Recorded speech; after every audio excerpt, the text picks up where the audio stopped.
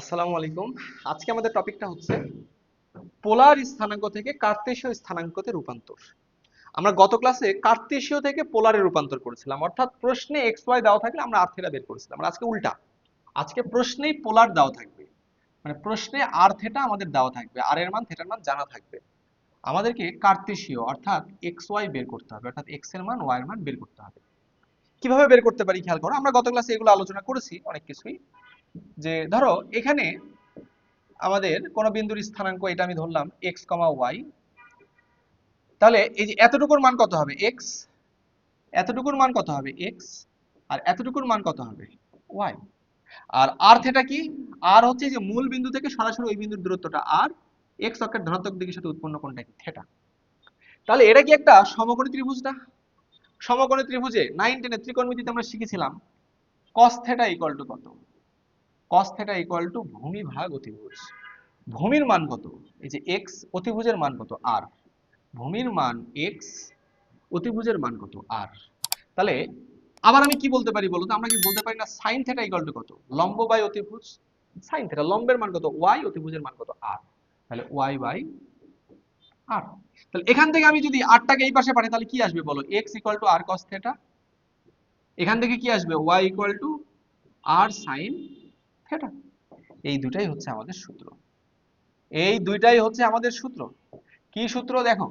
কি বলছিলাম আমি? প্রশ্নে r থিটা দেওয়া থাকবে, x y বের করতে হবে। দেখো r এর মান জানা, থিটার মান জানা, x এর মান কি বের হয়ে আসবে না? r এর মান জানা, থিটার মান জানা, y এর মান কি বের হয়ে আসবে না? তাহলে ভাই চোখ বন্ধ করো, মুখস্থ করো। x equal to r cos theta, y equal to r sin theta. x equal to r cos theta, r cos theta, r cos theta, x equal to r cos theta, r cos theta, r cos theta, x equal to r cos theta, y equal to r sin theta, y equal to r sin theta, r sin theta, r sin theta, r sin theta, r sin theta. তাহলে x equal to r cos theta, y equal to r sin theta সূত্র দুটো মুখস্থ করে ফেলো। প্রশ্নে r জানা থাকবে, theta জানা থাকবে, জাস্ট বসাই দিবা। x এর মান y এর মান পেয়ে যাবা, কার্তেশীয় সূত্রে রূপান্তর করা শেষ। ওকে? তাহলে আসো, প্রথম প্রশ্ন আমাদেরকে কি বলছে? যে নিম্নলিখিত বিন্দুগুলোকে কার্তেশীয় স্থানাঙ্কে লিখো। তাহলে প্রথমটা কি বলছে? 3, 30 ডিগ্রি। তাহলে এক নাম্বার r, থিটা, এটার মান কত দেওয়া আছে? 3, 30 ডিগ্রি। ওকে? তাহলে r এর মান 3, থিটার মান কত? 30 ডিগ্রি। বের করতে হবে কি x y। তাহলে বলো x ইকুয়াল টু কত? r cos theta. r এর মান কত? 3 cos 30 ডিগ্রি। y এর মান কত? r sin theta. r এর মান কত? 3 sin থিটার মান কত? 30 ডিগ্রি। তাহলে বলো 3 ইনটু cos 30 ডিগ্রির মান কত? cos 30 ডিগ্রির মান √3/2। 3 ইনটু sin 30 ডিগ্রির মান কত? হাফ। এটাই অ্যান্সার। তাহলে অ্যান্সার কি হবে? কার্তেশীয় স্থানাঙ্ক 3√3/2, 3/2। এটাই অ্যান্সার। ওকে? আশা করছি সবাই এটা বুঝতে পেরেছো। এবার আসো পরেরটা। কি বলছে? 2, -2/6। তাহলে 2 নাম্বার r, থিটার মান কত? 2, -2π/6। বা এটাকে আমি এভাবে ভাবতে পারি 2, -π/3। দুই কাটাকাটি করলাম। তাহলে x এর মান 2, সরি r এর মান 2, থিটার মান কত? -π/3। তাহলে কোনো ভাবাভাবি নাই, x ইকুয়াল টু কত? Simple r cos theta. r এর মানটা বসাও, r এর মান কত? 2 cos থিটার মান কত? -π/3। y এর মান কত? r sin theta.